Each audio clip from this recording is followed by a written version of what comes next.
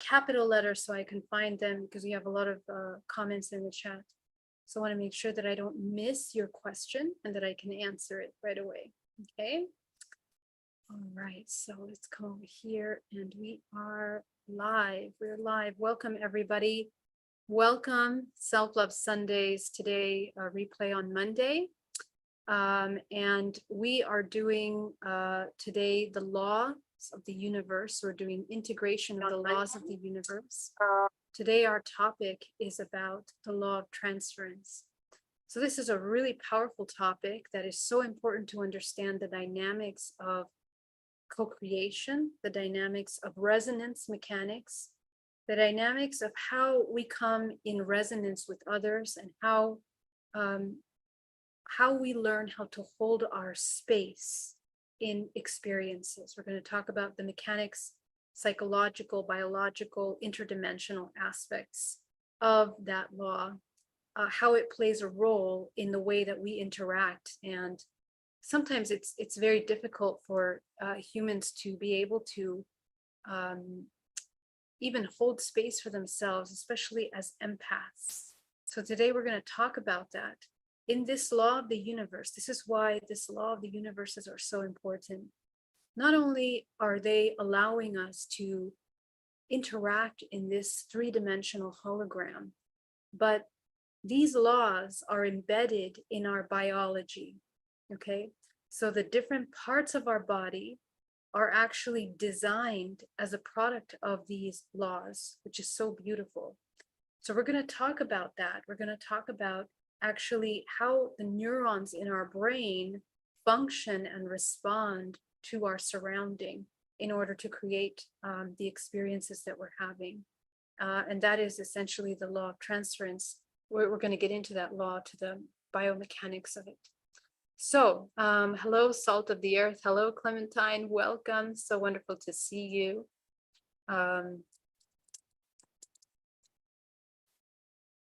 Please feel free to share this live if you would like to share it. Hello, Brave Seal, Rockers, Los Angeles, welcome. All right, let's get started, guys. So the law of transference speaks about the ability to tune in empathically, energetically, to vibrational frequencies that are a match to us. So what happens as an empath is that we empathically tune in to the energy of other people, and we sometimes get lost in that information. Okay, that's one of the biggest problems that a lot of people experience as an empath, is that it feels so difficult to own your space. So how do we transcend these limiting experiences and beliefs that we let go of ourselves in spite of our holding our own emotions? So the law of transference is about energy. It's about frequency. It's about how one energy matches another energy, or how one energy becomes another energy. This is the resonance that we talked about.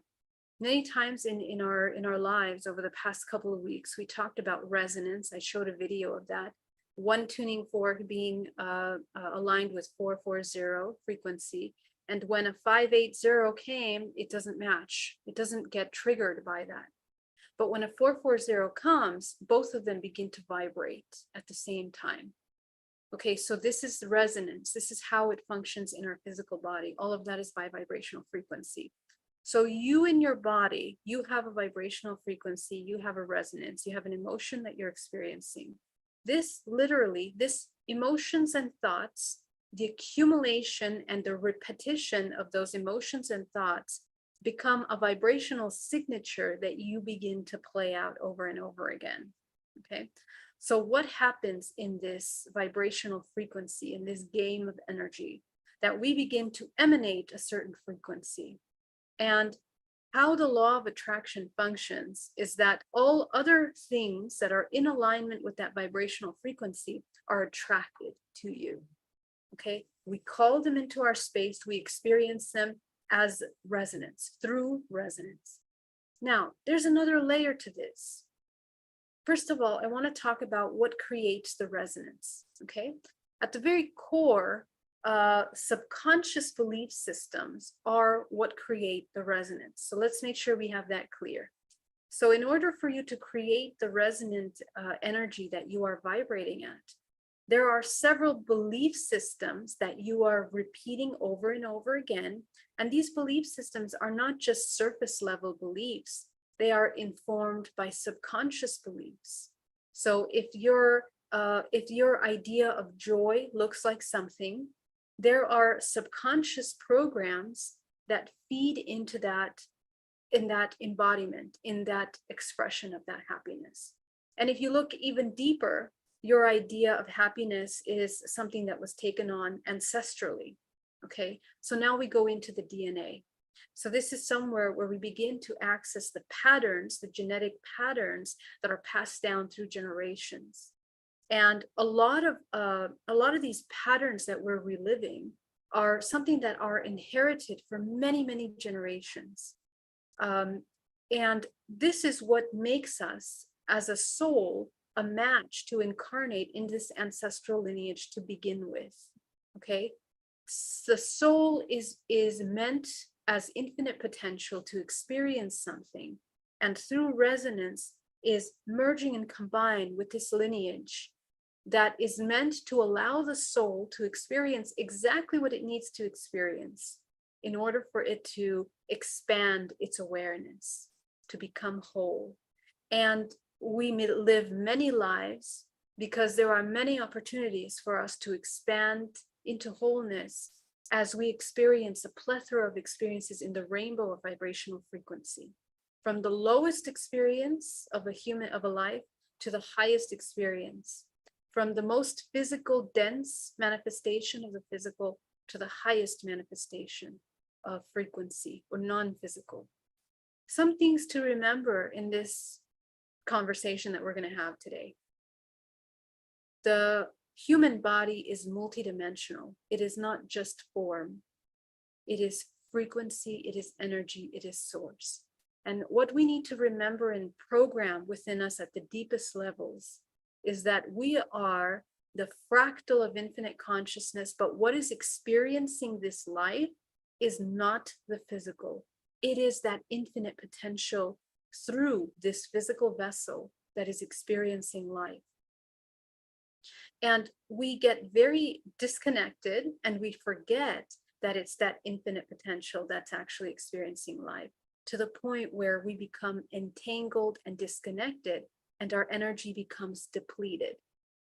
It is through this process of depletion and the process of your attention looking external to become a centrifugal spin in your body that is depleting the life force.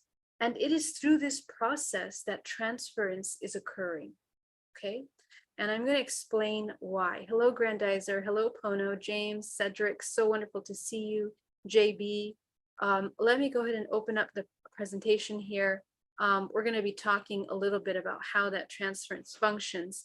Because, hello? Question or accident? Okay, I guess that's.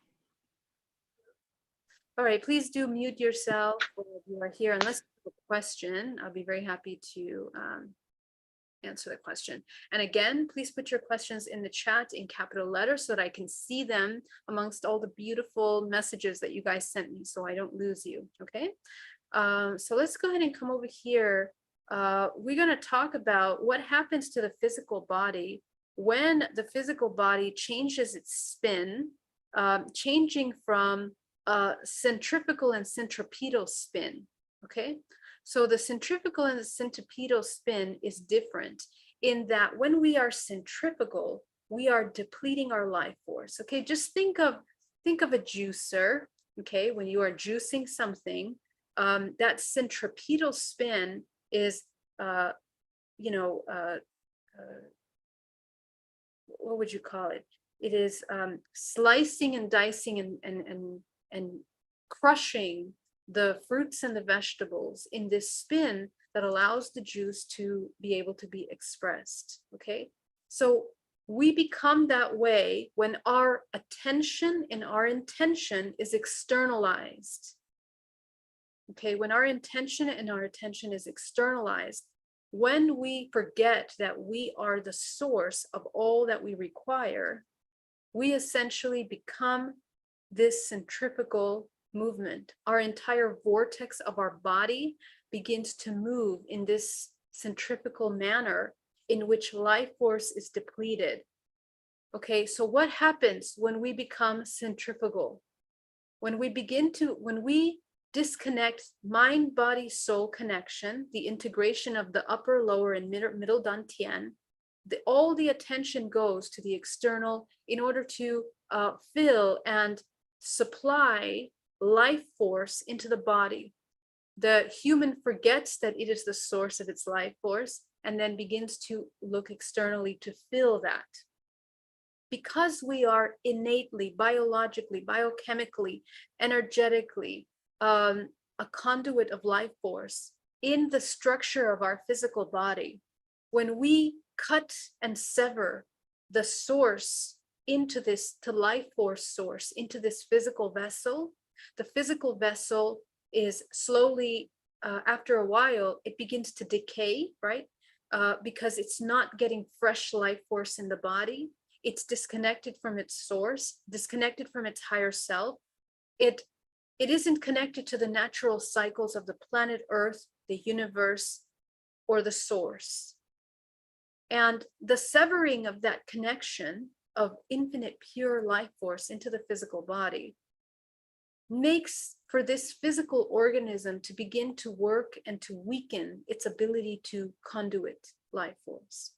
So that entire process in itself is what causes physical problems in the physical body. Now, how does it work in this law of transference?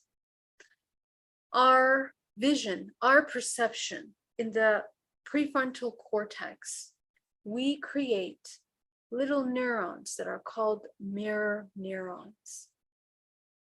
Mirror neurons are responsible for identifying similar behaviors and patterns in the same way that emotionally we feel emotions outside of us, and we learn how to express and feel emotions by learning, by picking up those learned, practiced, demonstrated emotions. We are picking up information 360 degrees in our physical body. And remember that your entire body functions like a sponge that is receiving information from all around you.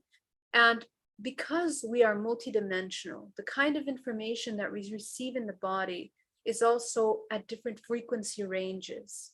Your physical body is absorbing those different ranges and processing through the nice self-organized system of our physical body that allows us to transmute that information. So what happens through the eyes, very important, but we're also doing this through all the senses. When we see something external to us, it provides cues, triggers that then provide motor functions. So the imagery that we see trigger motor functions. That's how powerful the way that we experience the external is on our physical body. This mirror neuron is the foundation of how the marketing industry has grown to such incredible levels of data management, storage. And essentially, it's based on this information that is stored that we are now creating programs inputting into artificial intelligence. We are teaching an artificial stagnant organism, not even an organism, it's matter, in order to play out programs based on what we have learned that the human body naturally creates through the mirror neurons. These mirror neurons essentially are picking up the movement, the form, and the way that form is moving in order to create images and triggers emotionally and biochemically, and then trigger action. So for example, this is the easiest and most common example. When you see somebody drinking a delicious juice, a delicious green juice, full of veggies and vitamins and also, fruits, very delicious, right? Someone's drinking that. You see that and your mouth begins to water. You begin to feel thirsty. You begin to want something like that. So what happens in that dynamic is that the human in itself is being triggered in all of its senses by what it's seeing, it's perceiving, and it's processing in order to create inputs for the body to act on. This is the foundation of how the human is easily manipulated when the human is not aware of their own physical body. And the things that are manipulating these senses, there's an order to them. And of course, it's the manipulation of light, sound, and form, which is the language of vibrational frequency. And we learn the vibrational frequency language by understanding our own physical body. The different chakra systems master different organs, processes, frequency, and color, which is vibrational frequency. When we understand this, we understand marketing, how people, marketing techniques. Let me show you.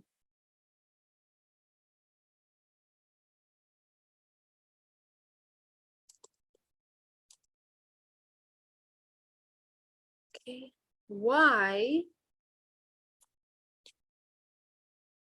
do corporations utilize specific colors to sell their products? Because they understand the language of vibrational frequency. Okay.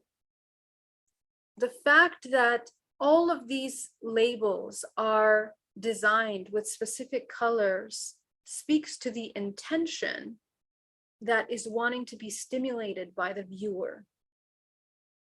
This is incredibly important that we understand. This is utilizing the science of mirror neurons, the biomechanical function of your organism in order to make you do something or want to do something. Okay? Stimulate hunger, stimulate thirst, stimulate sexual responses, stimulate fear, stimulate love, stimulate emotions, stimulate feelings of safety. It's all the manipulation of your body through the utilization of these mirror neurons that essentially are triggered by the waveform of whatever is being expressed. And it's not just in vibrational frequency and color, but it's also in action. And it's very intelligent. I invite you to do a little bit of research to learn a little bit more about these neurons. There's many experiments that have been done because mirror neurons are highly intelligent.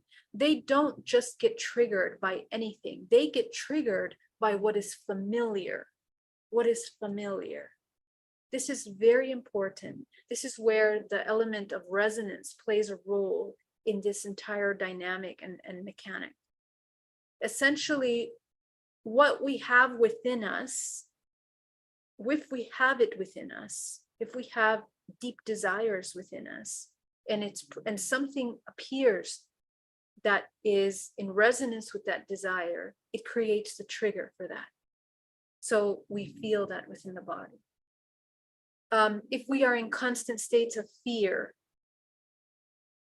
we create. This is why I say we literally co-create our reality. This is the science of that. The environment produces events, highlights events for us, calls the attention of our eyes, our senses, brings us even across oceans to situations, to groups of people, to family, to friends, to lovers, to all kinds of situations that are in resonance with these deep subconscious programs. Because that is the core program running in the back end of your co-creation. So the law of co-creation actually works on this profound system of our body. And this is the law of the universe, that we literally, because of this transference, our emotions, we don't even know if our emotions are our own. Because we walk into a room, we are highly empathic. And this is why those of you that are empathic, you know, there's work that has to be done, especially at this time where we have many waves of children that are highly activated in their DNA in order to really access higher strands of consciousness, higher activated DNA. We have to go through a learning curve where old paradigms are quickly shedding. And we're shedding old paradigms very quickly, to the point where right now we're going through a major, major transformation where we're moving from one octave to another collectively. So many things are going to start falling apart. All of these systems of marketing are not going to be working anymore, because the human is learning themselves. Equally, the way artificial intelligence is being programmed, and we are exploring at what point consciousness emerges, you are also exploring your own consciousness. And this element of mirror neurons essentially is a biochemical system that when the human is triggered by something external, it creates chemical responses in the body that either expand or contract its ability to process these emotional frequencies, which means that through repetition and through the reinforcement of these visual aids, these stimulants that stimulate this behavior, we are also changing our form, our geometric form, our physical form, and our multidimensional form becomes changed. Why? Because essentially, for example, if we continue to eat the toxic fast food that is being sold to us, the entire body has to readjust. The organs have to readjust. Certain organs have to be working overdrive. Other organs have to be depleting and cleansing the body.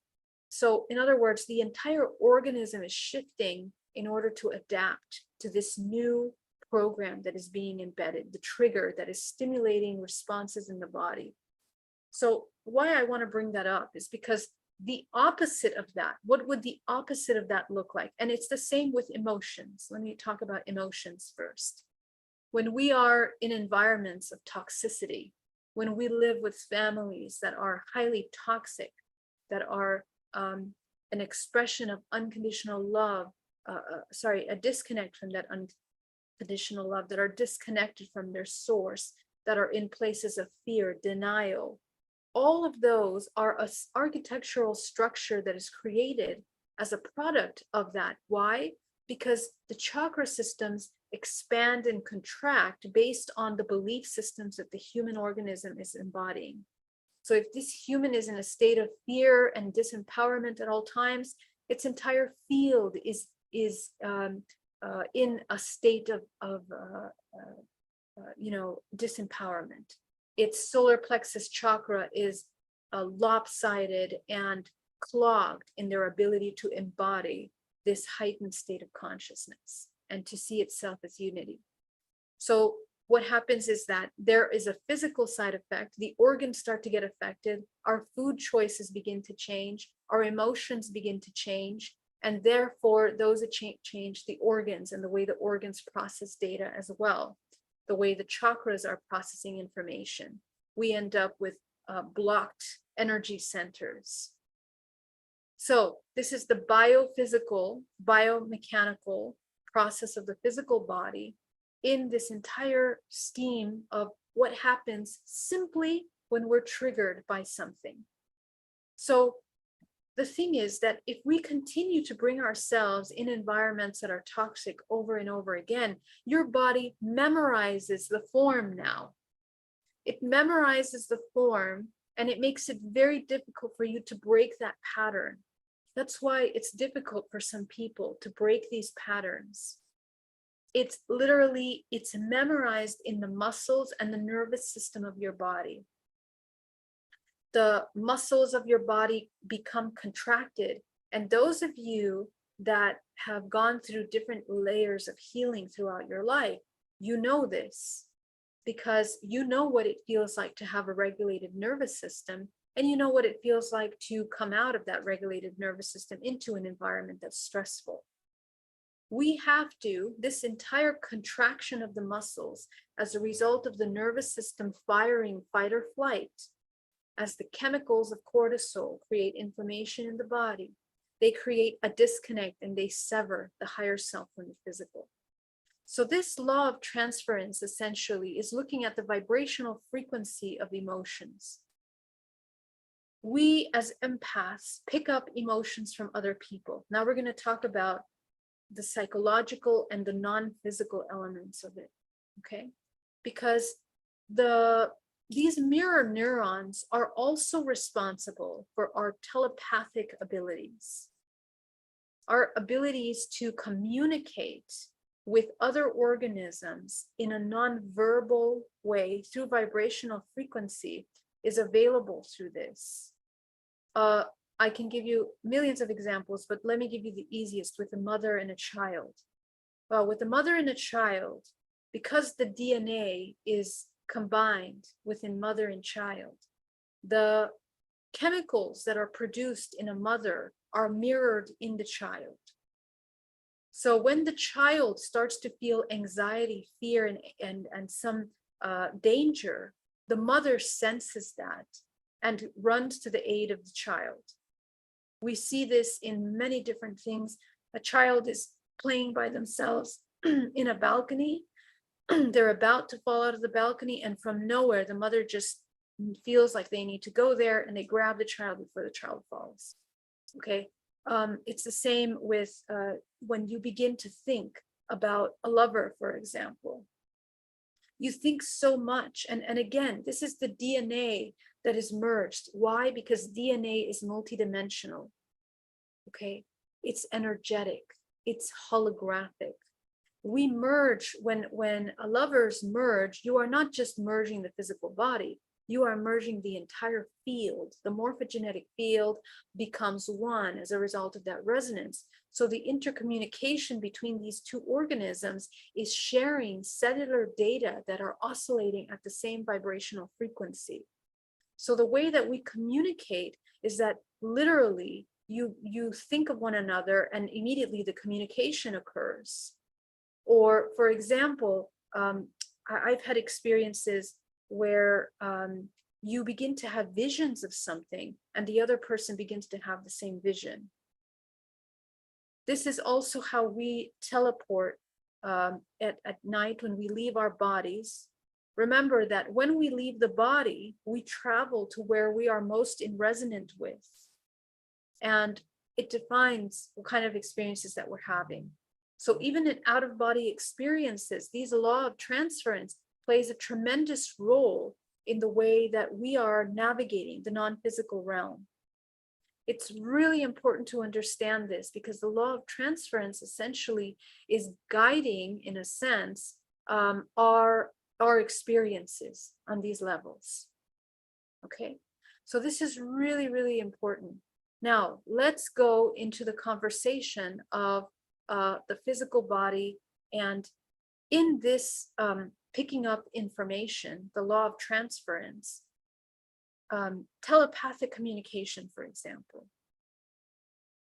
The way that information is being passed through resonant cells, okay, neurons in your brain that are oscillating at a certain vibrational frequency, being triggered by familiar signals that are familiar to us. They create trigger responses in the field before they even create it in the physical body. So, which means that a communication that we're talking about actually happens out of the body before it happens inside of the body. There's an entire network within the morphogenetic field that receives this communication. This morphogenetic field, it's why other things around us also respond to us. such as animals, for example. Animals are such in their present embodiment that they pick up shifts in the field. They can feel when there's an earthquake happening, about to happen, when there's a tsunami happening. What happened in Thailand when the tsunami came? All the birds started flying, the animals started making noises, dogs started barking, but nobody paid attention because they were so involved in their own experience of unconsciousness. They themselves were severed from the connection to the earth in order to be able to understand this communication. But animals, being fully present, are connected to the field. And it's through the morphogenetic field that this information is occurring. Another level, that we're receiving information when you are connected to the earth, your organism comes into a frequency that allows you to expand your ability to tune into higher frequencies. And you also receive universal downloads, universal information. You are also receiving codes of the sun. We had major solar flares happening because we're going through a major transition, vibrational frequency in this universe. And in 2018, we barely had any solar flares. Okay, now we have solar flares every week. Powerful, powerful solar flares. Those flares are a response to the vibrational shifts that we're going to, because in a way, this new frequency that is being emitted in the universe is going to be the new norm. And humans have to align to that higher frequency now in their physical, their biology, their psychology has to align. There are mechanisms, which is why those of you that are here are learning those mechanisms to learn how to move your body in a way that can come into resonance with these shifts, these collective shifts, in order to avoid suffering, in order to not fall into this disconnect. Because what happens when there's shifts is that when we don't cultivate a connection between mind body, that it becomes very difficult for the human to be able to even recognize or identify what belongs to them. So this is where we start getting into the inversion of transference, how we do not utilize these mechanisms in a way that are conducive to our light and our healing. And what happens is that we lose ourselves in the experiences that we're having in such a way that essentially we just take on everything that is outside of us. We just take it on. Okay. So the person next to us is feeling depressed. We start feeling depressed. We start changing our behavior, and it happens in such a subtle subconscious way. We think that we're connecting to our body. We think that we're paying attention, but little by little, our entire body is surrounded by these emotions, and we are drawn into the mechanisms which are familiar subconsciously, and we act on them. So we start reaching for our dreams, or we stop making those changes necessary. We start eating unhealthy. We start, being stagnant, not really feeling motivated to move forward. Again, you become this centrifugal vortex. Your entire body is moving sluggishly until you become sick, illnesses, and essentially death. You're not a conduit. Here are the other law of the universe that we will talk about later. But when an organism isn't in alignment, in resonance with the frequencies of the universe, it's not going to live in that universe anymore. It's not going to exist in that dimensional realm. And this entire realm is in constant evolution. So if your organism isn't in constant evolution, you will fall out of alignment physically, psychologically, mentally. That's what illness is. That's what addiction is. That's what, all of these inversions and disconnect of the self become decay. The opposite of that is to become a centripetal spin. So what happens when you're a centripetal spin? You are owning your space.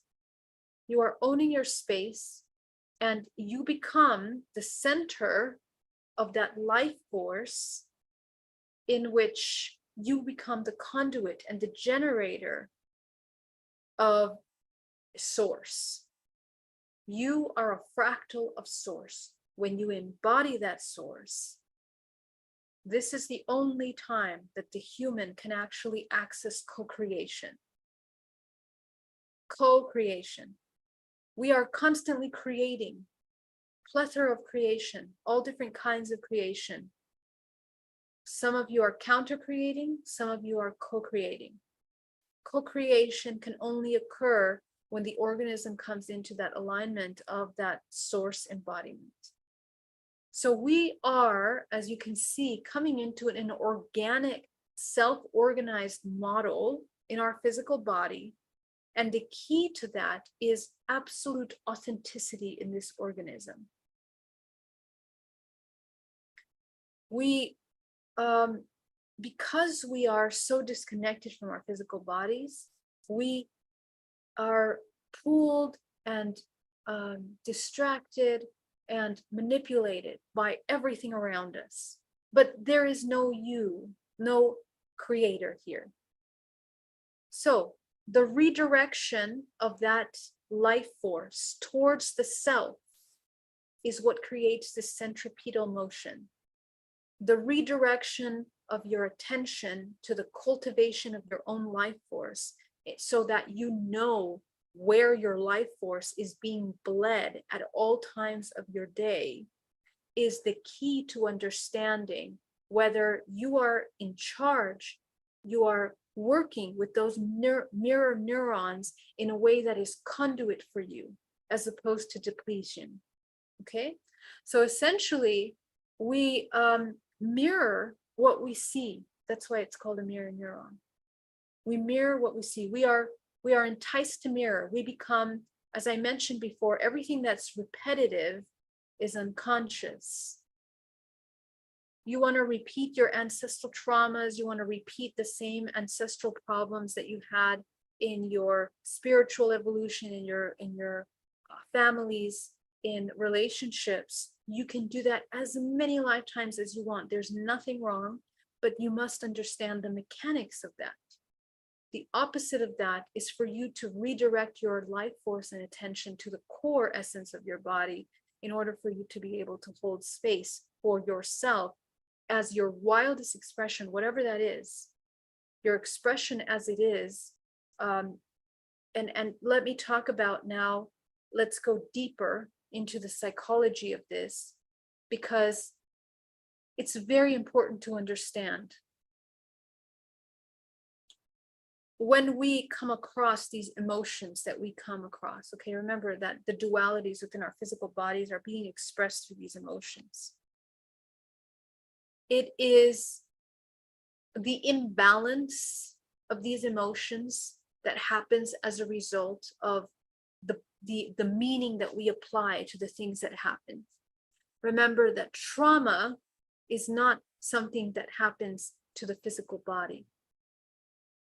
Trauma is the meaning that we apply to what happens to us, the perception that we have about what happened to us, because the body is self-regenerating.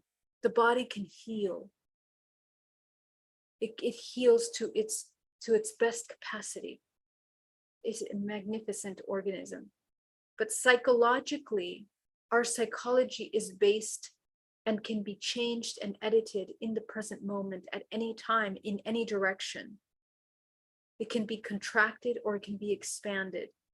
So this is something that we need to understand, that when we come out of balance in the way that we are perceiving and judging things, when our entire expression becomes judgment, and we cut ourselves up from experiencing more by applying meaning to everything, and then that's it, living in that meaning and not being able to move beyond that. That is the expression of your centrifugal movement of stagnation. You have limited yourself from your potential expansion. So in order to counter that would have to be safe in all your expressions, whatever they are, wildest, darkest, most beautiful, most expressive. And the human, we're like children, even though we are adults, we are still like children. There's many levels of maturing, just the way that there's many levels of evolution.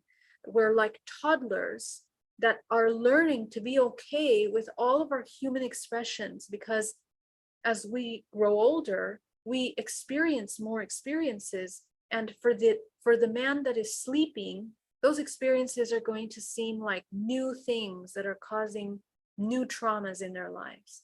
But when you begin to observe and backtrack, you realize they're just repetitive. They're perhaps worse versions or stronger repetitions of what hasn't been learned yet. So in our entire lifespan, we are repeating over and over again these experiences until the human wakes up. Remember the law of accident, we talked about that. That repetition that breaks the moment that the human becomes awakened again. And now is choosing how it's going to respond to a trigger. So in the law of transference, in which as an empath empath is everyone. You are all empathic. Some of you are more empathic than others. We have to train ourselves to be very empathic, but the maturing of this empathic gift, the empathic ability, is the ability to be empathic, but hold space for yourself at the same time, simultaneously, which means the only way to master that is that you first become empathic with your own emotions, with your own self. Many of you are empathic with the outside world, but you're not empathic with yourself. You are afraid of feeling certain emotions. You're afraid of seeing truths about yourself that are difficult, that are inconvenient, that would require you to change the comfortable life patterns that you've created for yourself. And essentially, those become the centrifugal movement, not only of your organism, but of your entire life, becomes a depletion in which you lose your path, you lose your source. More importantly, you forget that you are all and nothing, and you blind yourself with the blinders of the material realm, where you become materialistic in the physical realm. And the side effect of the material entanglement is that your experience also becomes extremely physical. Okay, it becomes extremely physical. So your body is going to feel it. You're going to have pains in your bodies, aches, pains, because that's how you've chosen to experience. So the shifting in that is to shift your ability to perceive these experiences in a way that is from a higher octave, that is the knowing that you are the non-physical. So in our physical bodies now, let's take a look at these, how in the organs of the body, in order to create harmony, the whole point is that we come into harmony with ourselves first. So to hold space for your own negative emotions, whatever they are, to understand them, to process them, to feel them fully, is actually how we train the nervous system and how we dissolve the neural pathways that want to repeat trauma responses over and over again. Okay, because right away, our bodies want to go back to what's known, and what's familiar is usually the trauma that we have been learning through our entire life. And we have to dig deep into those programs to make sure that what we're repeating, we understand what we're repeating. Okay, that's very important to understand that. So to feel fully in the body then allows you to feel fully externally, the things that are happening externally. And as we talked about, to know yourself is to know all. Because once you know yourself and your emotions, you can recognize them in others. And the recognition now goes into another level. We utilize the law of resonance in a mature way, where the organism is not just like a candle in the wind or like jello changing its form depending on what the container is going to be. but actually it becomes this all in nothing, that it flows through all of these experiences, but sustains its light. It sustains its light. And to embody that doesn't mean to attach to an identity, a personality, a form. It means to slowly work with your chemicals, with muscles, with nervous system in order to become all in nothing. This is essentially what we are training the organism to do in order to no longer embody these programs of suffering. Okay, so essentially, one of the most important things that I want to leave this conversation at is that we are more non-physical than we are physical. And that means that the languages that we're speaking in waking state and in dream state are that of vibrational frequency. The only way we're going to come into that information is by training our body to come into a subtle flow of presence, of absolute awareness with your body. And this is the new human. The new human is completely aware of itself. It knows why it reacts a certain way. It knows what it does at all times. And to counter those survival mechanisms means to embody unconditional love for this vessel in such a way that we are holding space for the shifts and the changes that it requires. We allow for its authentic emotions, expressions, and we don't judge them.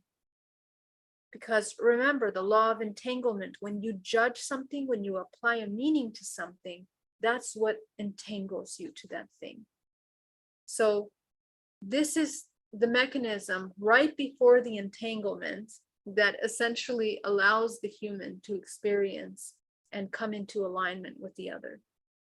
So I'm going to come into the chat now, and I want to see if we have any questions. Let me stop the share.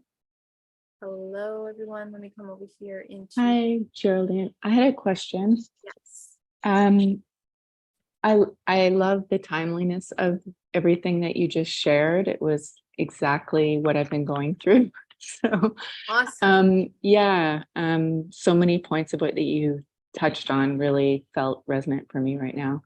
So just trying to understand, like when you are talking about coming back, I think you often cited 0 point. So for example, I quite often will pick up the feeling of family members, especially, and I can quite often feel their pain, even if I'm not in the same country as them. I'll feel it in the same place, or I've picked up injuries in the same place and that sort of thing. So how do you reverse that? Like, how would you switch your resonance in a way? I mean, I know that's what we've been working on this whole time, but is there any suggestion on how to do that in a very kind of, I don't know if there's like a rapid way to do that or. Yeah, no, I'm really glad that you brought that up, because we didn't really talk about the mechanics of that. And that's a question that I get a lot, right? So essentially, this is it. So this is in vivo, this law of resonance of the universe. Okay, so first of all, there's many layers. I'm going to talk about a couple of them. First of all, remember, we come into this family lineage by resonance.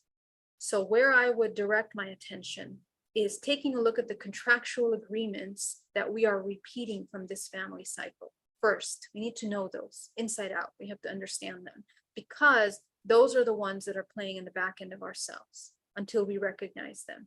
Okay, once you recognize them, and I know you've been doing a lot of that, so I know you're already there.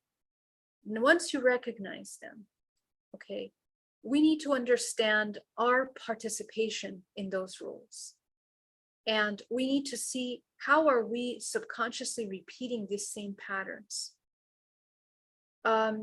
Because we are interconnected to the morphogenetic field.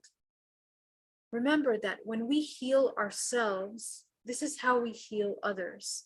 And this is actually the part that I would love to get to. Thank you for bringing us there. that not only are we triggered and manipulated through the law of resonance, but we can also heal through the law of resonance, okay, through this transference. Because it's like the placebo effect, essentially. When we see a healing occur to someone, it triggers in us, and the neurons in our brain understand that as a healing. It doesn't know the difference if you're experiencing the healing or if you're witnessing the experience. We can use that for our benefit, and this is something that affects us negatively, because if we see something horrible, we also don't know if we're experiencing that or we're witnessing. So we take on all of that suffering and pain that we're watching. This is how the film industry functions. The musics, the swells, the vibrational frequencies, all of that is to create an environment, to immerse you in the environment of what's being sold to you, presented to you. This is how news functions.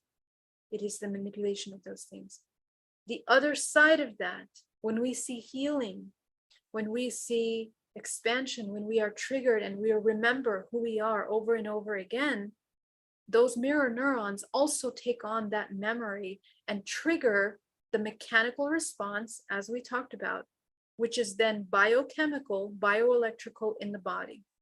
So the body begins to heal itself. The body begins to expand and change. Okay, so how this works. Yeah. Sorry. Go.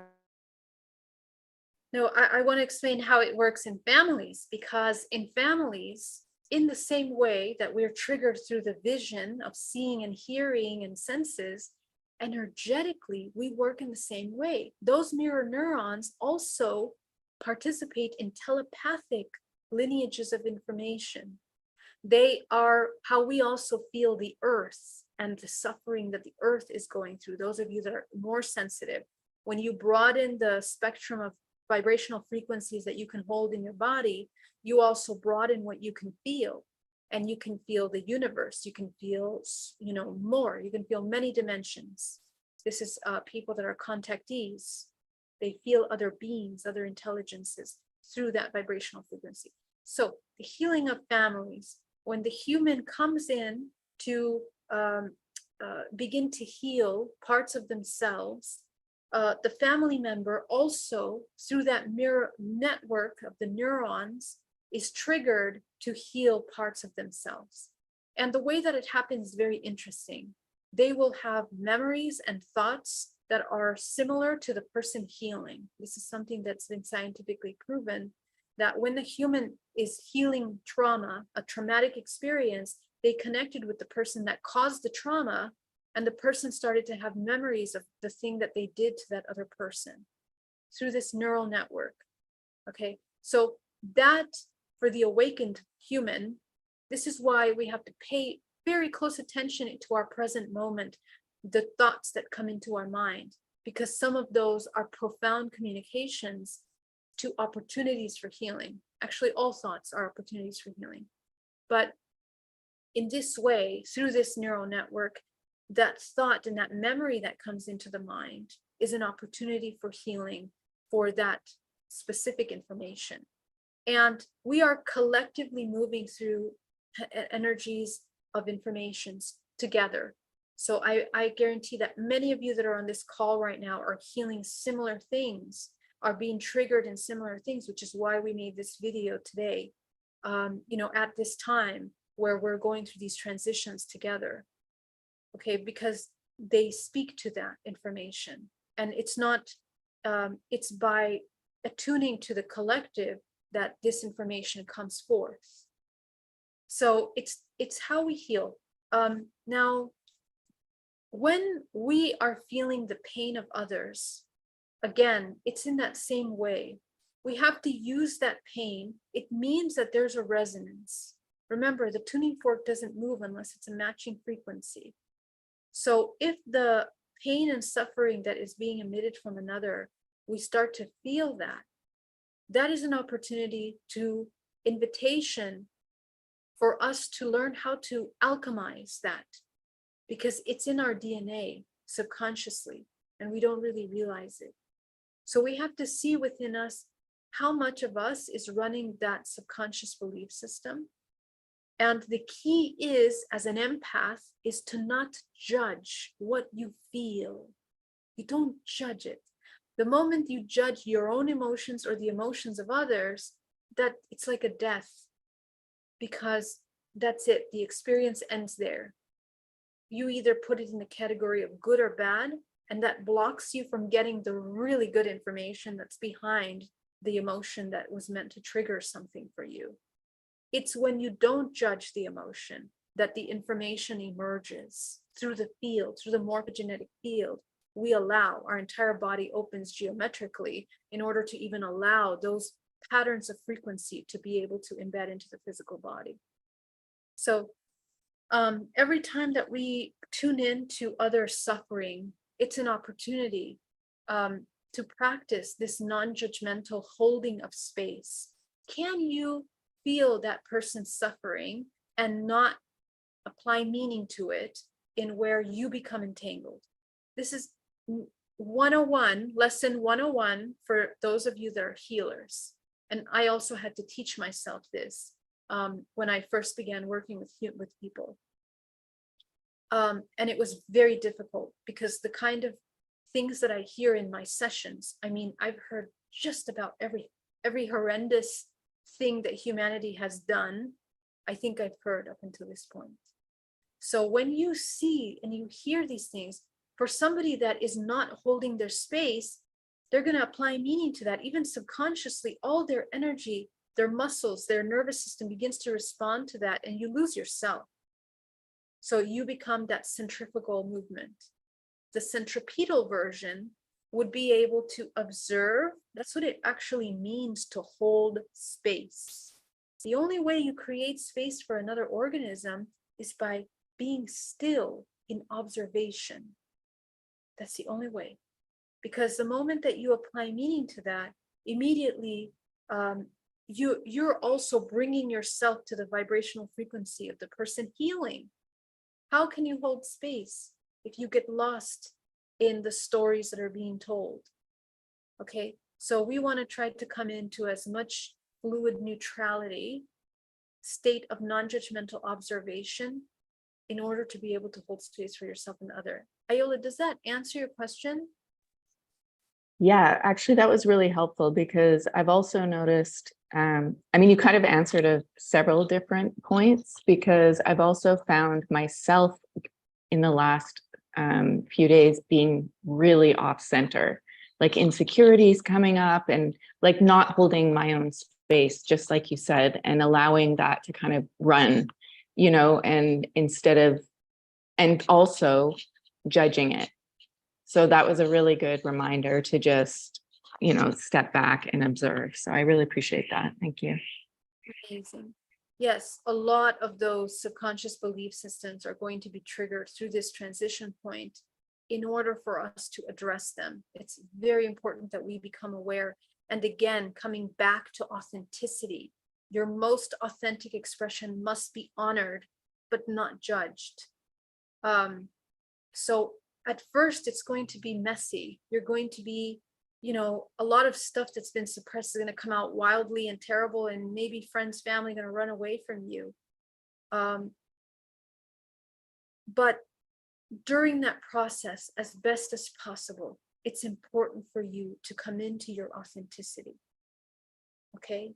You have to feel your emotions fully, speak your truth to yourself first before even speaking. Don't expect others to hold space for you. This is very important, because, you know, we think that as empaths, everyone's empath, oh, he's going to feel me, going to hold space. No, nobody can hold space for you, because they are also learning how to hold space for themselves. So it's very important that you understand, those of you that are light workers, healers, you are pioneers in creating the new human. There is no example for this embodiment of light source that we are trying to attain and embody. We are learning through one another. It's this conscious evolution that is downloading the informations, the codes that are required for us to know how to hold our space as we evolve. And every phase is going to be new. It's going to be a new thing, because that's evolution. Nothing ever stays the same. It's in constant change.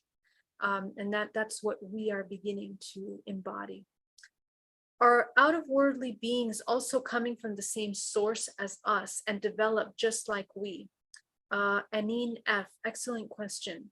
So essentially, source, as in means the origin of all. And I want you to think of this universe, of this world, of this holographic system as light being projected with intention or vibrational frequency that then creates little figures and forms.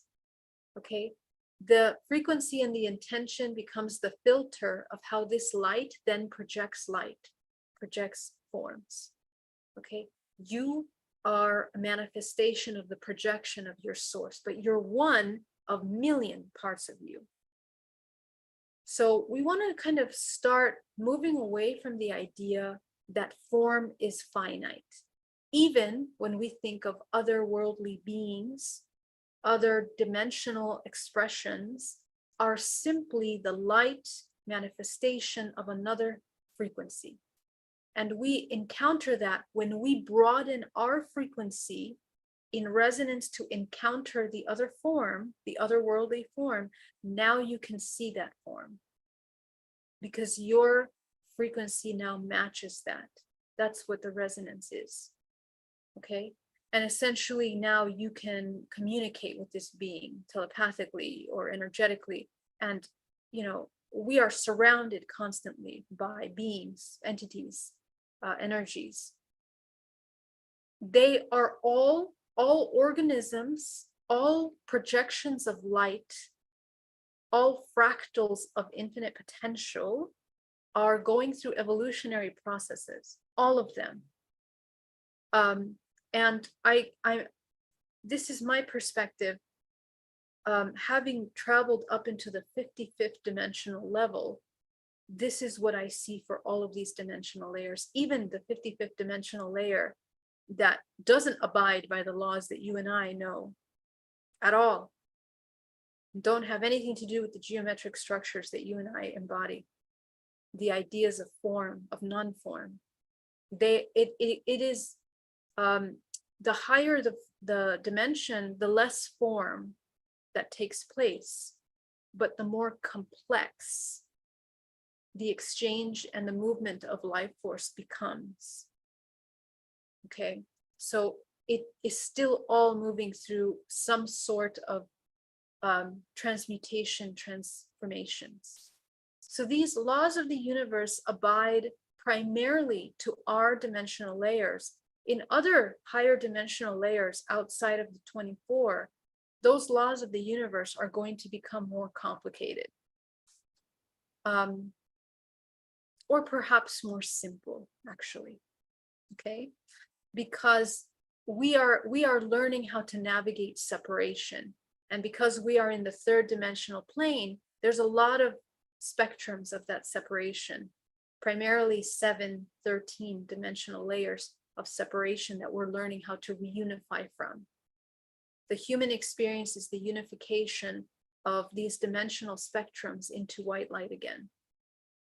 Okay, so we might be able to do that in this one lifespan, and we might continue to do that in many other lifespans that we continue to have. Okay.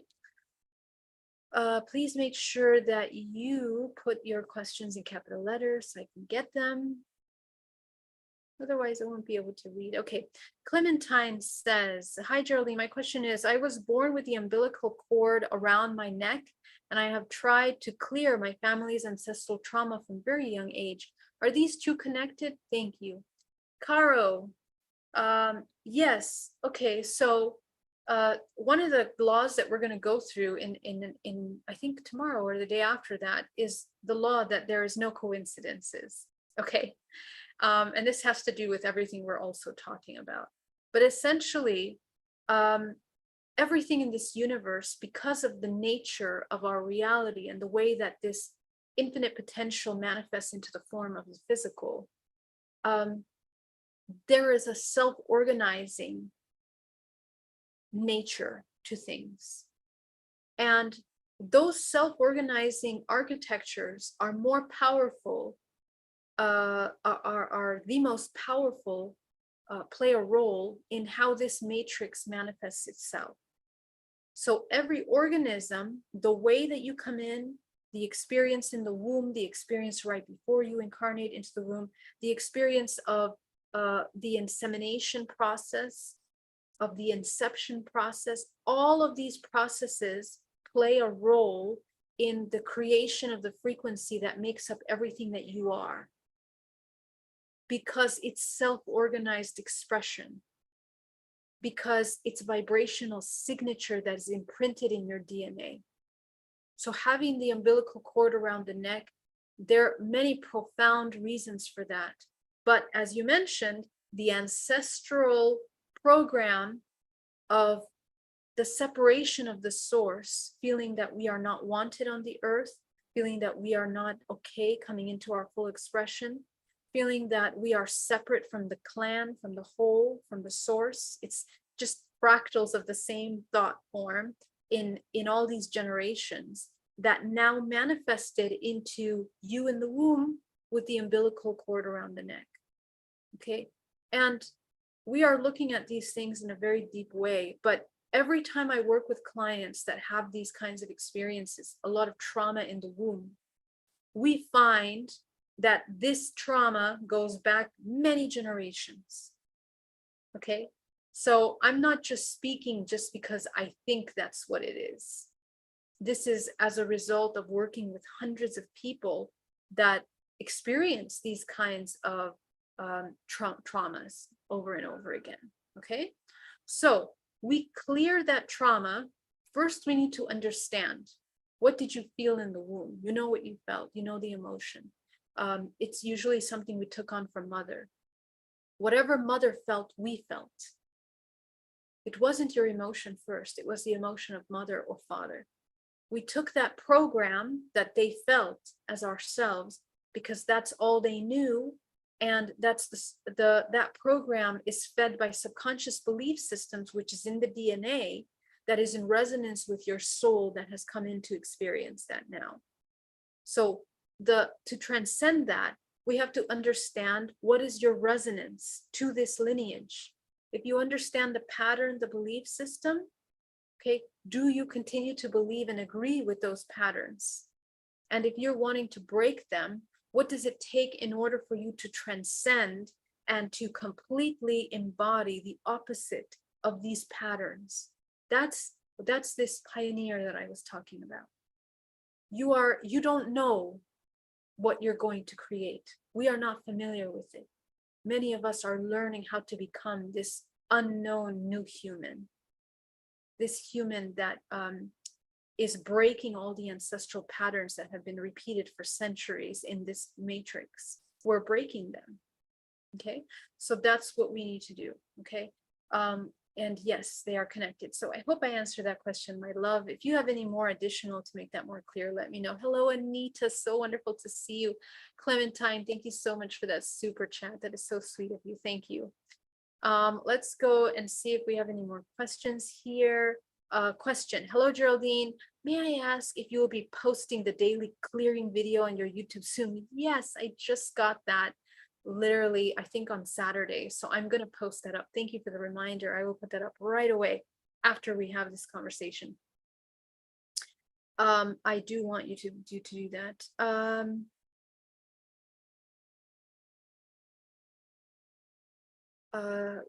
Put your questions in capital letters. Mafona, thank you so much for that super chat. That's so sweet of you. Thank you very much.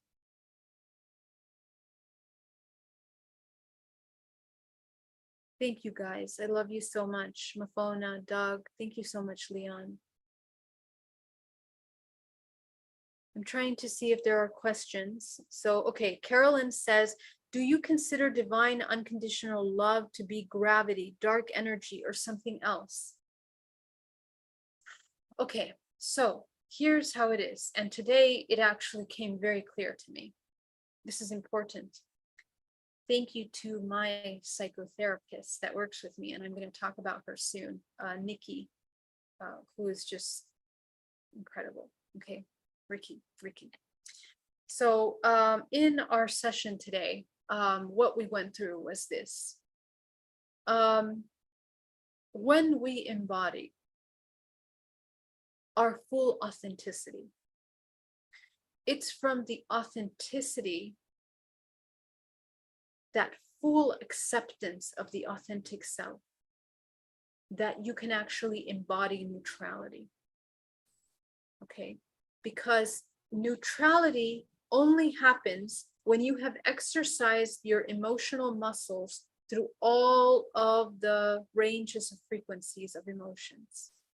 That's the only time neutrality can emerge from you. You can't force neutrality. You can't tell yourself, I'm not going to feel anything when I see that terrible thing happen, because subconsciously the programs that you have running are actually countering that neutrality. So we have to come into our full authenticity first. This is where it's the opposite of spiritual or emotional bypassing. You know, people talk about that. Oh, just be happy, love and sunshine. No, the actual authentic expression of yourself in all of its authenticity and rawness allows you to embody the acceptance of that. The acceptance of that allows you to embody an emotional maturity where you no longer judge, you observe what you're experiencing. From that observation emerges the neutrality, that then from that neutrality is where emerges unconditional love, compassion. Because now you see things for what they are. You're not hiding behind judgments. You're not, overexpressing yourself in a false joy, but you can allow the other organism to be whatever it is, and you can be yourself and observe what that is. This mechanism is what creates this centripetal movement of unconditional love, which connects you to the unified field, which you now become one, first by frequency, then the organism matches, then the nervous system aligns, then your energetic force field becomes magnetic. It becomes magnetic because that centripetal motion is essentially attracting to it, not just attracting, it becomes all and nothing simultaneously, because you're neutralizing the all through the filter of neutrality, which is unconditional love. Don't focus on embodying unconditional love. People want to just cut corners and just be unconditionally loving. No, there is a process to that. This centripetal movement, essentially you become a white hole.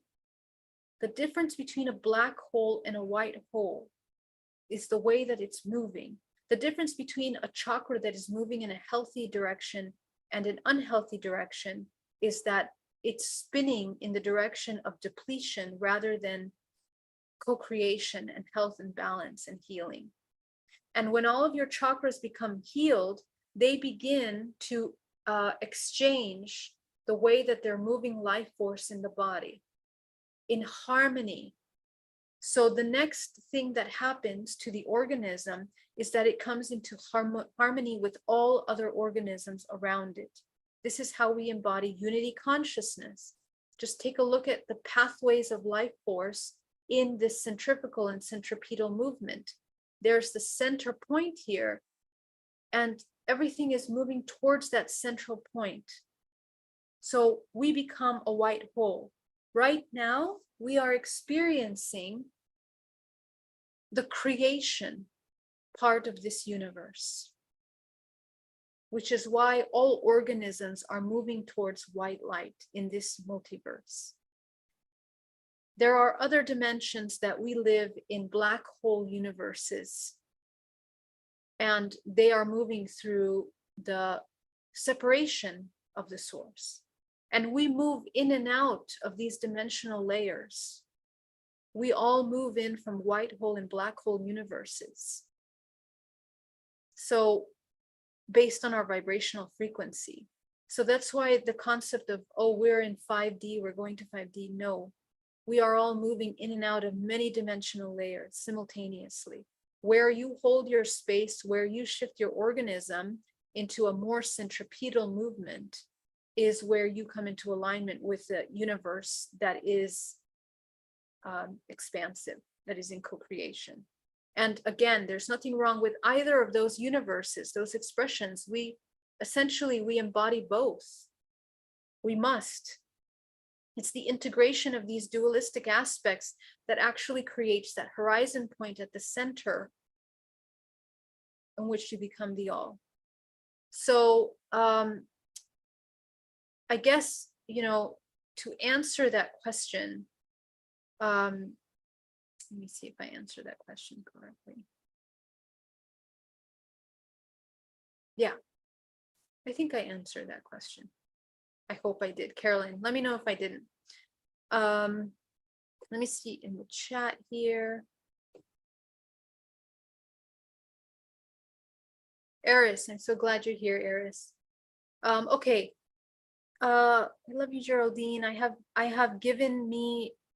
You have given me the tools to really evolve. I'm so excited about learning and practicing in unity. These truths can't wait for your academy. Thank you, Jessica. It's so great to have you here. Beautiful. Thank you for your light. Salt of the Earth says, when does one start to see reality change after doing lots of GPAC meditation? How many days? My love, let me tell you, change in the earth is a reflection of the change in your organism. And you are a complex multidimensional organism that will never stop evolving, because there is no end goal that we are reaching. There is no perfect state. There is no perfection. We have to train the organism to be in constant evolution, constantly evolving in the midst of being all and nothing simultaneously. So the practice of GPAC is a little tool to bring you into the mechanism where you can hold that space of all and nothing, being in constant flow. Being in flow means that you are experiencing change constantly. That's what it means to be in flow. If you think flow, because some people, not you specifically, some people think flow means, oh, everything's going to be great. No. Flow is constantly moving through the ebb and flow of life and death, okay? Because that's the cycles that we exist in, that these are the laws of the universe and the nature of our reality. So GPAC is training your body to activate your intuition so that you no longer are trapped in the suffering of the illusion of the physical. That's the first step. When you're trapped in the illusion of the physical, you're going to be constantly suffering and stuck and experiencing that. When you begin to expand your vision to the non-physical, now you begin to expand yourself, because you're activating dimensional layers of your body, activating DNA, broadening the frequency bandwidth of your frequency signature so that you're in resonance to more. You're going to experience more and see more. And essentially, the ability to see more is the most powerful gift of all light workers, because this is where we begin to have the ability to master matter. Okay, so I'm really glad you asked that question, because essentially, this is where those gifts of Jedis, Magi's, Jesus-like gifts, all of those beings that have been example of the centripetal spin of the embodiment of source, have the ability to master matter, because you become one with the all. And that's what it means to be unconditional love. The embodiment of that neutral state from where unconditional love emerges. It is that force of love that is the embodiment of source, that's infinite potential, that infinite potential is what changes every molecule in your surrounding in resonance to infinite potential. Therefore, things can change around you. And I've experienced this firsthand. It's amazing. When you come into this centripetal vortex of movement, people around you change the way that they behave. They wake up. The choices changed. I've noticed people, for example, policemen, like I went with a friend to a court case, and just holding my space in that neutral, authentic, unconditional love self, he, from being a grumpy, mean, normally policeman, just shifted completely and just was so helpful all of a sudden, because you become a conduit that shifts the frequency of the entire space that you're in. And the more humans that embody source, that anchor source into the planet, we change timelines. That's what we're already doing. It's already happening. We've been doing it. A wonderful example of that was what happened with the pandemic. We've been doing it, okay? Many woke up, and we're going to continue to do that, and we have to continue to do that, because the things that are coming into this realm that are changing things are really going to change things really fast. And technology is one of the things that we need to remember not to get entangled and depend on. You are the technology. This is a very important message that I want you to. So how many days? It's instant, because when you come into your physical body and you're present in your physical body, you can then master and change your life from that moment and every moment on. Okay. Universal lights, thank you so much.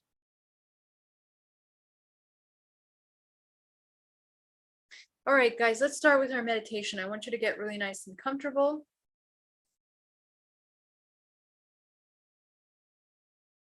Oh, I'm so sorry. Here's a question from Eris that I missed. Does having DNA program bypass the individual work we need to clear these patterns once and for all? Will that happen? They are very stubborn patterns, and I wake up in the morning with those awful feelings in the pit of my stomach. Does this mean that I'm reprogramming those parasite patterns every night? Yes. I used to have my rainbow body very visible, seeing my body very well, but everything has been taken away, and I'm back to the way it was before waking up.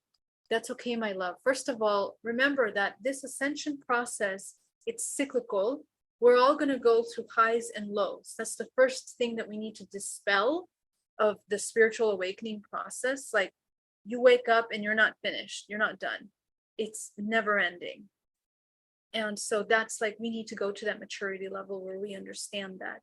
But essentially, DNA reprogramming will work on one thing that is coming up a lot for you, that's blocked you, and it will open up space for other things that need to be healed. So when we do a DNA reprogramming, you are learning how to do this deprogramming process so that you can continue doing that.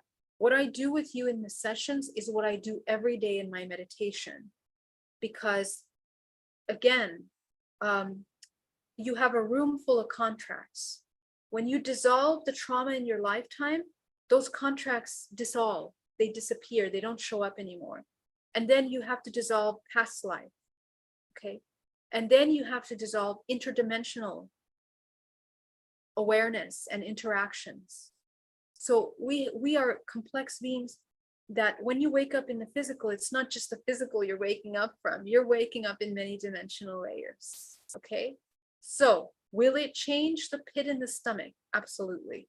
Because in the morning, you have to shift the perspective, okay? Whatever program we're running, we address that. So now you change that. Great. So now you're not going to have that anxiety every time you wake up in the morning, but something else will come up, and it's never ending, okay? Because again, we're ever evolving humans, but the deprogramming cannot be reversed. That's the thing. Once you deprogram, you've already expanded your DNA. Okay, meditation. I want you all to get really nice and comfortable, inhaling deeply.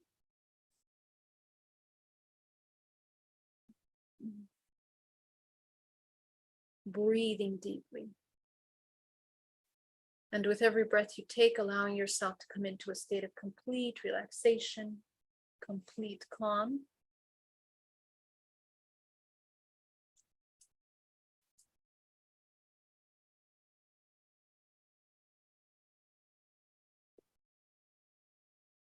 Okay. And allow yourself to bring yourself into a state of neutrality and observation. Bring yourself into as much stillness as possible in order to be able to experience a state of calm as quick as possible. At this point, many of you should be able to come into that 0 point pretty quickly. So focusing on the breath in a state of absolute observation.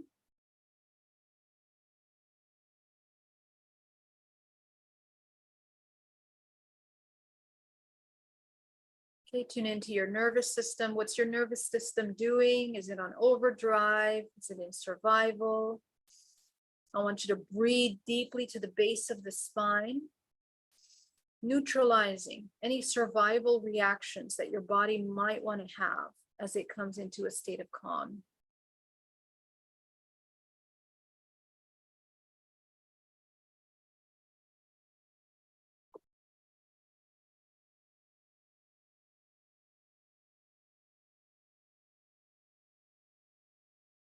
Breathing deeply. Okay, as you're working through those waves of emotions that might come up, bringing yourself into a state of neutrality.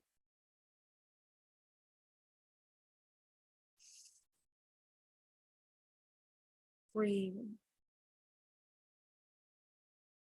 Okay, go ahead and focus on the root chakra. Go ahead and shrink that root chakra down to the size of a dime, disconnecting any imbalance of the root chakra.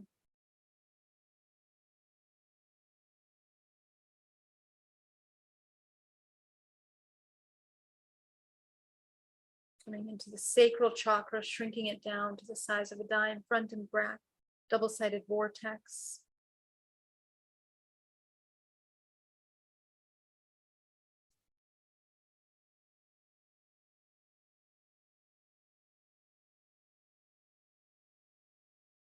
Going up into the solar plexus now, shrinking down to the size of a dime, coming into a state of calm neutrality.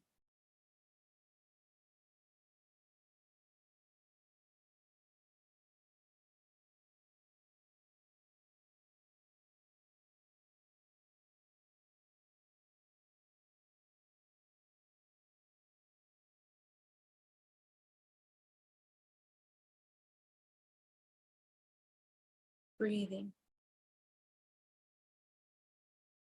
Okay, let's go up into the heart. We're going to expand that heart chakra. Open wide the body of coherence as you come into this neutral state.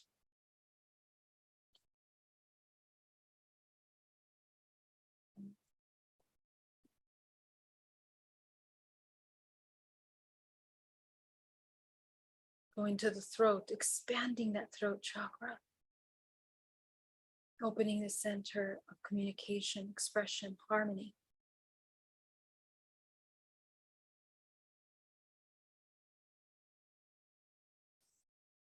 Going up into the third eye, expanding that third eye.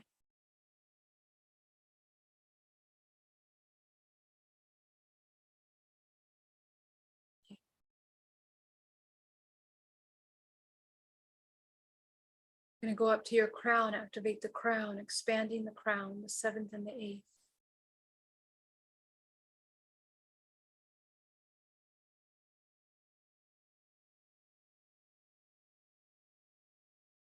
Go ahead and expand your seventh and eighth body. And I want you to begin to observe your body.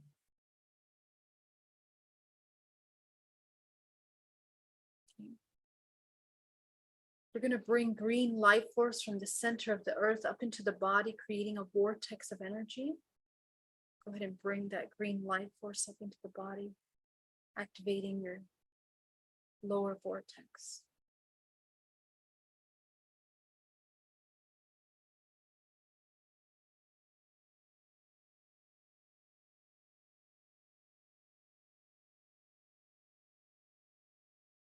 From source, go ahead and bring down a powerful wave of golden cosmic energy. Come down, combining with the green earth energy.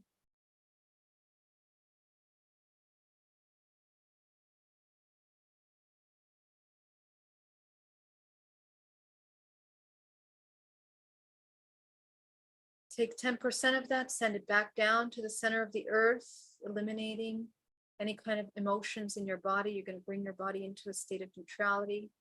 Any thoughts, any programs, perceptions, bring the entire organism into neutrality.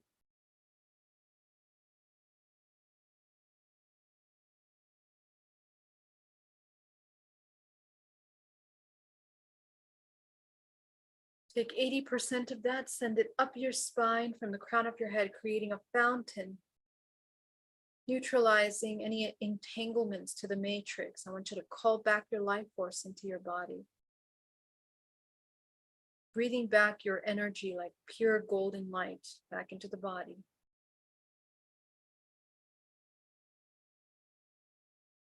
Again, redirecting your attention from the centripetal spin into a centrifugal spin as you begin to attend this physical organism.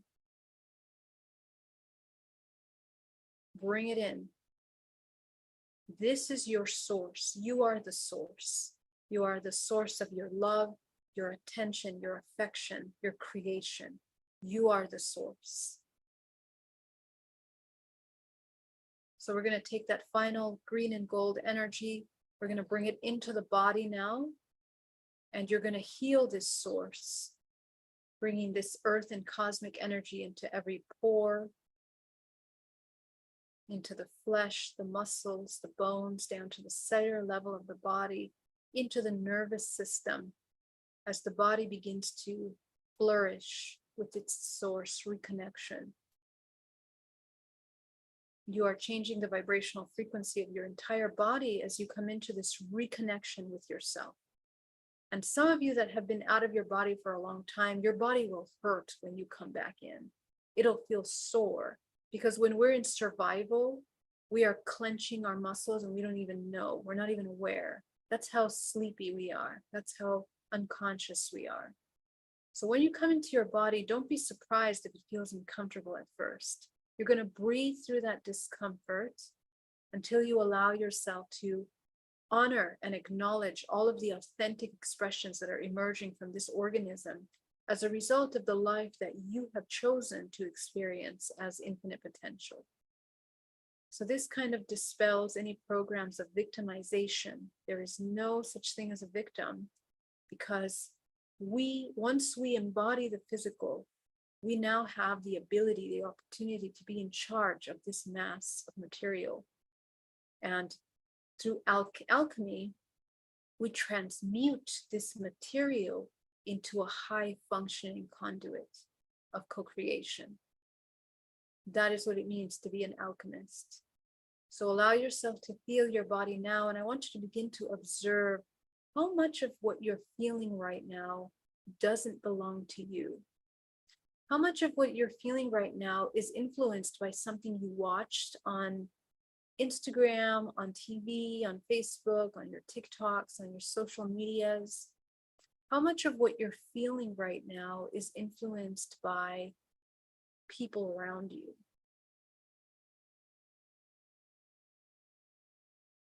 I just want you to notice how much you open your body to pull in other people's thoughts, beliefs, emotions into your physical body.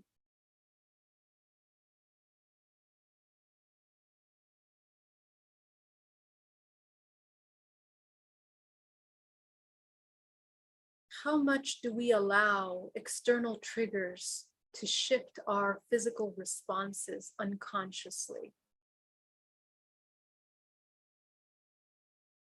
We see something ugly outside, we respond. We don't want to be like the ugly, so we do all kinds of things to not be like the ugly. We go out of our path. We destroy our bodies. We cause ourselves illness in order to not be this perception of ugly. In the same way, we see something beautiful, we want that beauty. We want to embody it, we want to use it, we want to feel it, we want the sensation, we want to be accepted, attracted. How many of our physical responses and our life is motivated by that beautiful?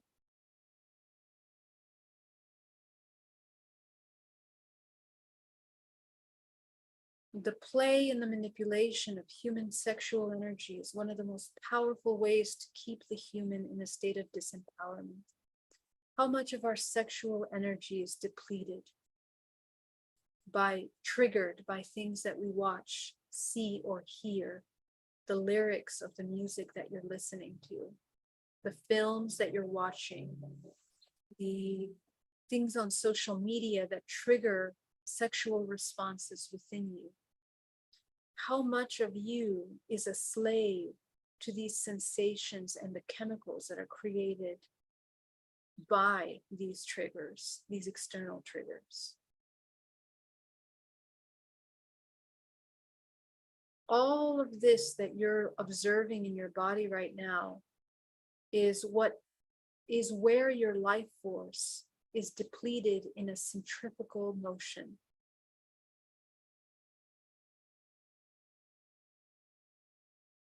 All the time for co-creation is spent and directed here in this place, in these actions. This is why we are tired. This is why we age. This is why we get sick.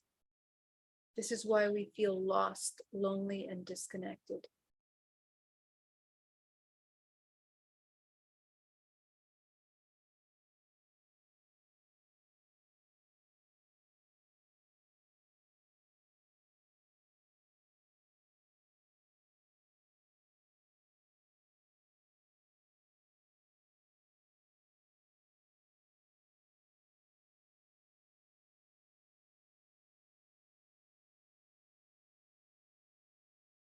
How much of your emotions and physical responses are constructive now? Go ahead and observe. How much of your constructive emotions are triggered by the external things, people, places, things that you watch, music that you hear? How much of that is constructive?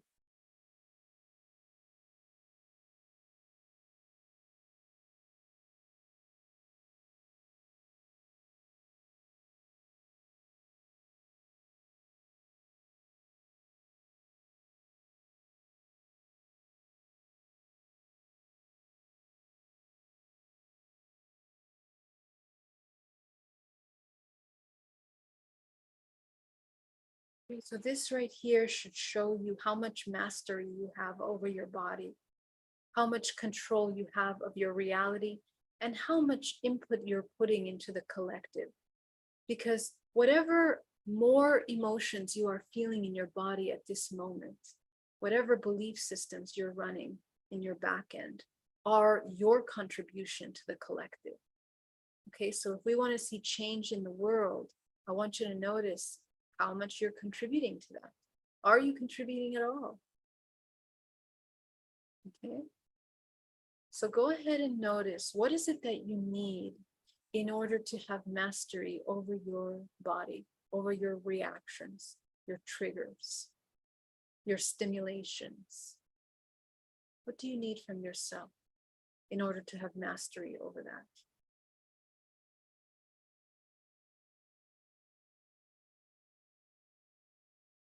You can take one example of the things that you have seen and start there. Okay, so see yourself in the trigger, in the act. And just watch yourself and the emotions that you feel. What emotions are being triggered in you the most through these external stimulations? You might notice that it might feel like many emotions, but then you might notice that there's actually one root emotion that keeps being triggered over and over again. So go ahead and identify that.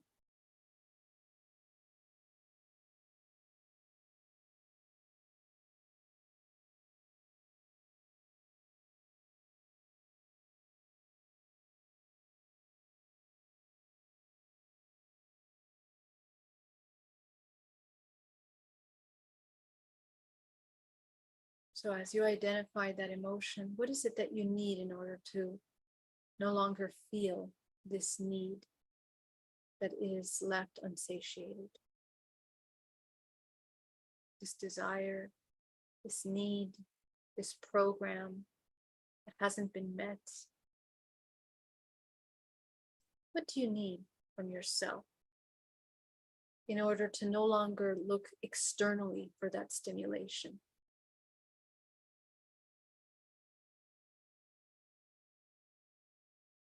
You'll notice that it all redirects back to you.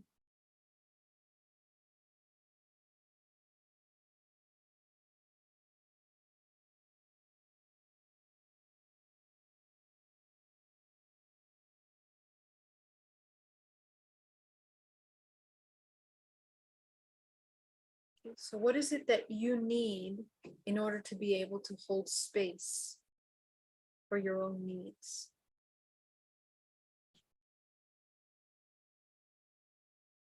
I want you to break it down to the most fundamental things so that this is something that you can apply to your life right now. When you open your eyes from this meditation, I want you to be able to apply something tangible, real, practical. I want you to connect with your needs, and I want you to identify them so you can meet them. What is it that you need in order to be able to be there for yourself, to meet those needs? Are you seeking love? Are you in a state of fear? Are you angry? Are you resentful? Are you lonely? What are the programs that are running in the back end? And what is necessary to bring you back to that unity from that separation? What's necessary?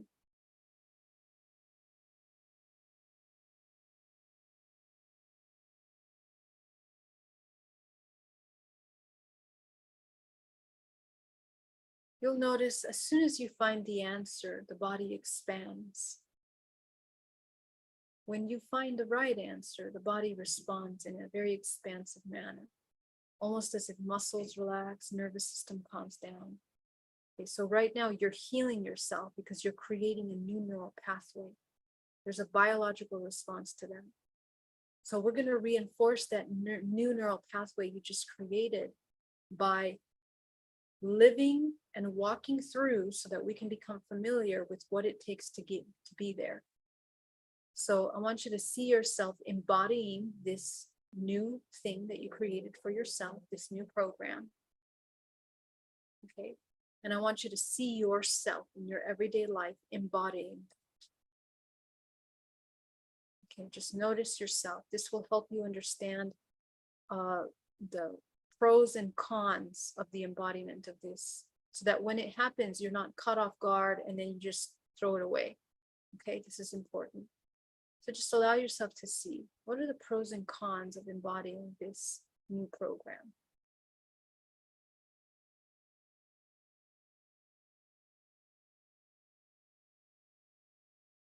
Okay, sometimes you might notice there has to be lifestyle changes. There has to be changes in your relationships, in your partnerships, be changes in your way of life. And many of you might see those things and you might be afraid. So once again, we are embodying a new state of frequency where trust is required.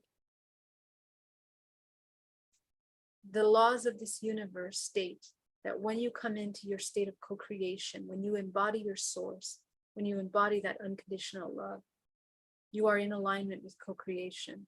You are supported by the universe. So don't take my word for it, but you have to experience that. So I want you to embody that in your body.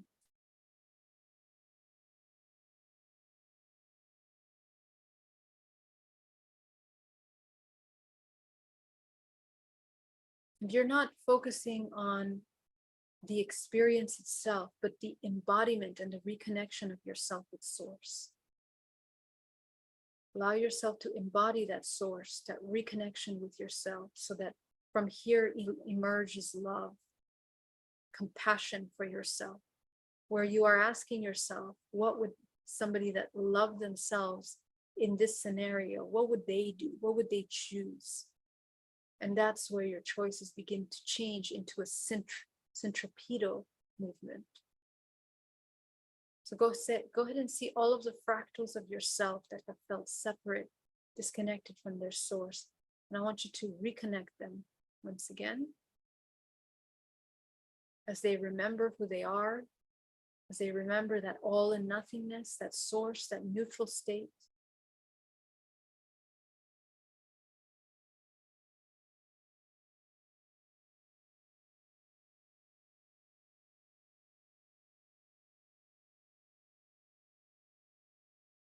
Go ahead and see this fractal of yourself. Inhale deeply, take it into your body.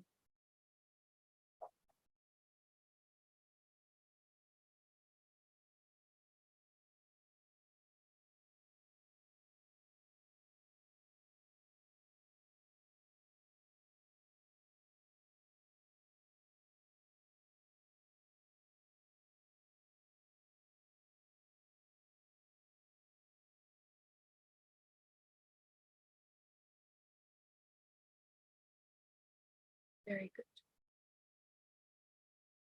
So as you allow yourself to integrate that, I want you to see all of the ancestral lineages that are repeating this. You're going to see them as well. Go ahead and see all those ancestors that repeat the same program.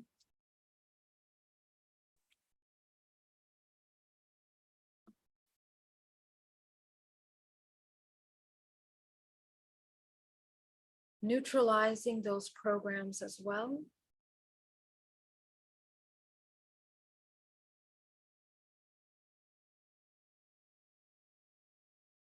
Okay, go ahead and see your crown chakra now. Take this part of you, all these fractals merge into one. I want you to integrate them into yourself. Integrate into the root, the sacral, solar, heart, throat, third eye. All of those charges in your body. Remember that when you apply meaning to something, that is the charge that you put towards something. So I want you to see all of those charges that you have in your body that disrupt this into a disorganized system. We're going to bring it back into order. All charges down to zero, negative infinite. Bring yourself back into that 0 point. And as you allow yourself to come back into that 0 point, integration. I want you to open your root chakra, your sacral, and your solar. I want you to clean the 13 layers of your body. Go ahead and empty those 13 layers of the body all the way around, as if a vacuum was sweeping it up.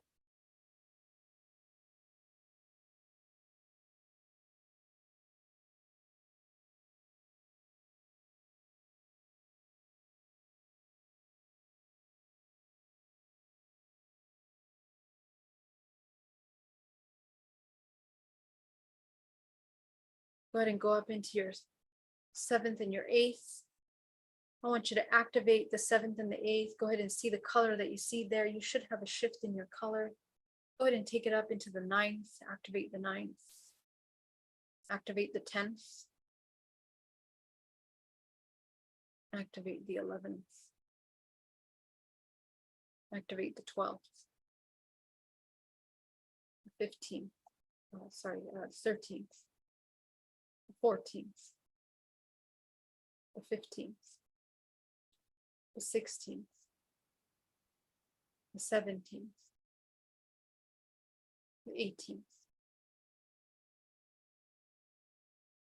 19th. 20th.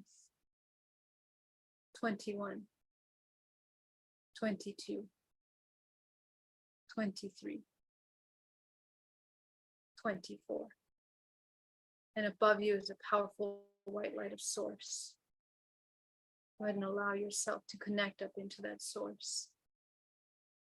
Anchor that source into your body, down through your chakra system, through the perineum into the center of the earth. Ground yourself fully in your body. Come fully into your body without fear, without resistance, without judgment.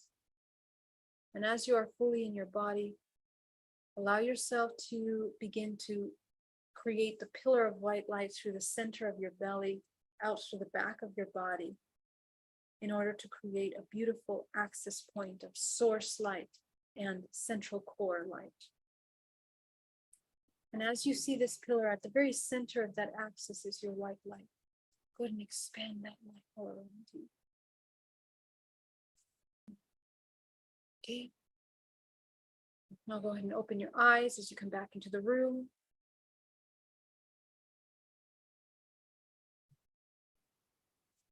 Very good. Excellent work, everyone. Welcome back. So I want to thank you so much for joining me today. It's been such a pleasure to hold space and to be able to work with you.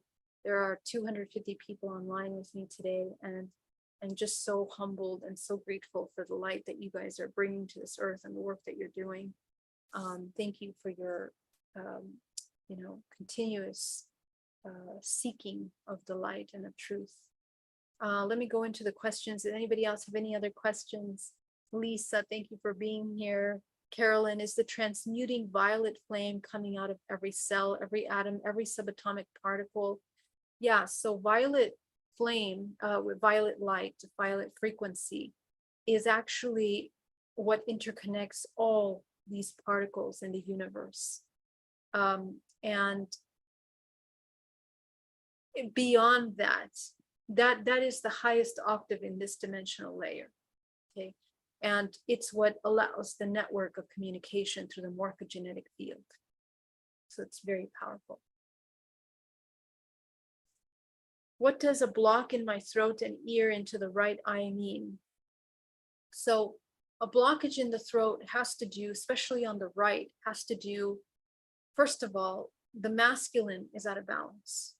Okay. There's a wounded masculine.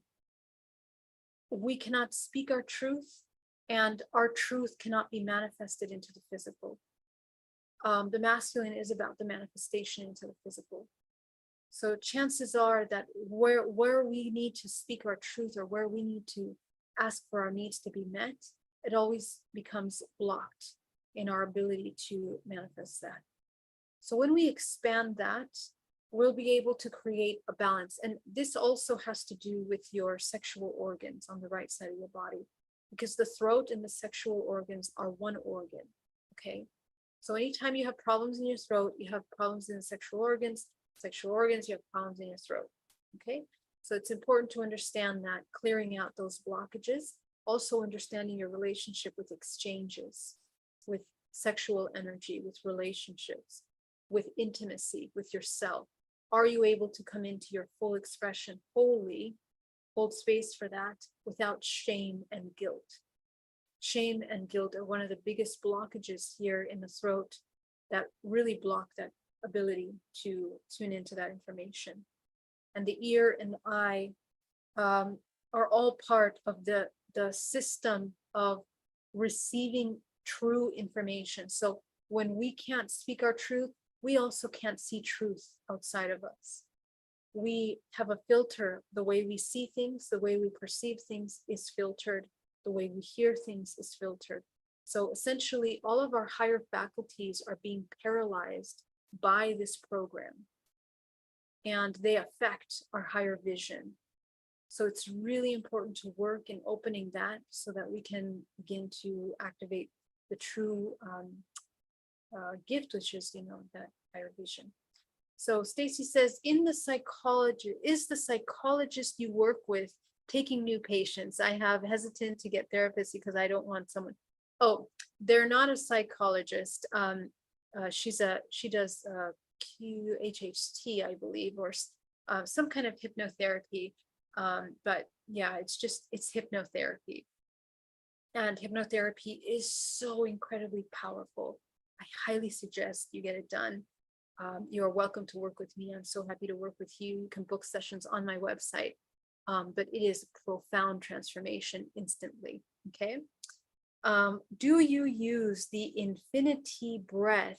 If so, do you use it on both axes? Yes, the answer is yes, because there isn't really two, there's only one.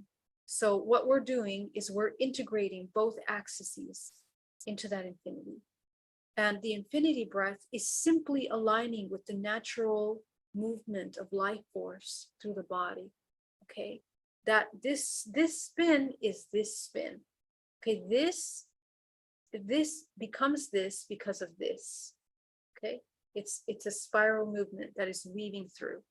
We are learning how to move that through our body, and that's where everything becomes congruent. The integration of everything essentially opens the channels of source through our physical body. Okay.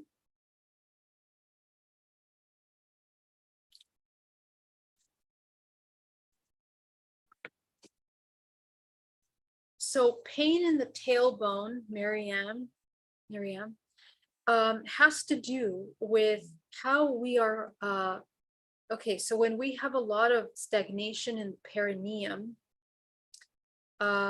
because what we do today is we open the channel all the way through. So if you experience pain in the tailbone when we do that, it means that you have a lot of stored memory in the root chakra, which is survival programs. So I want you to take a look at your root, your tailbone, all the way to your perineum, including your anus. How are you resisting truths, releasing, accepting truth, surrender? That's the number one thing. So I want you to look at that part of your body and to begin to notice, what are we storing back there? What are we holding on to in order to feel safe, in order to feel that we have a home or a stability of some kind? Because that's an illusion. So we feel that we don't have stability. We feel that we're not safe in our own home, in our own bodies, in our own environment. So we have to take a look at those programs and begin to neutralize them into what is true. I have been feeling more alive every time after your activations and learnings. Love all you do. Thank you so much. Jorge, it's so great to see you.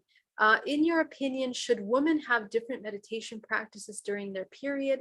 The only meditation practice I suggest that you don't do in your period is transmutation. Okay, so when we are breathing from the ovaries or from the sexual organs or from the perineum, we are absorbing that life force. And when you're on your menstruation, you are clearing out the lining that is being released from the womb and the uterus at that time is stored memory of everything that you've experienced through your cycle of creation, okay, from the last period. So all of those emotions, if you have a healthy diet, emotional balance in your emotions and nervous system, what you're going to release is going to be pretty neutral. But for many of us, because we don't know how to hold our space, you know, a lot of what needs to be released from the body does it for you naturally. Okay, so you don't want to be absorbing that back into the body.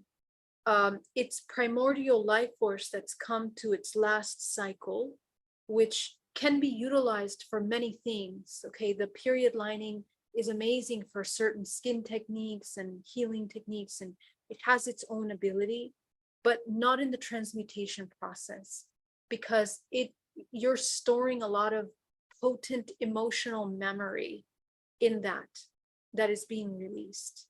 So that it needs to be released. Until you learn how to come into 0 point and exist in that through your whole cycle, then maybe you can do those breathings and it won't cause an adverse effect. But if you do that and you're not purifying the body in your health, in your emotions, in your actions, then you're just going to pull up a lot of stuff. It's also the same for yoga. When you're doing yoga, you don't want to do, you know, a neck headstand, because all of that comes back into the body. It energetically comes back. So this is energy, it's life force. We just need to understand how to utilize it and when to use it. Okay, so that's the only suggestion I would make. Thank you so much, guys. Love you. I hope you guys have an incredible week, and I will see you soon. Thank you, Janice. Thank you, everyone that joined me on the chat. You guys are incredible. I can't wait to work with you. Much love. Bye-bye.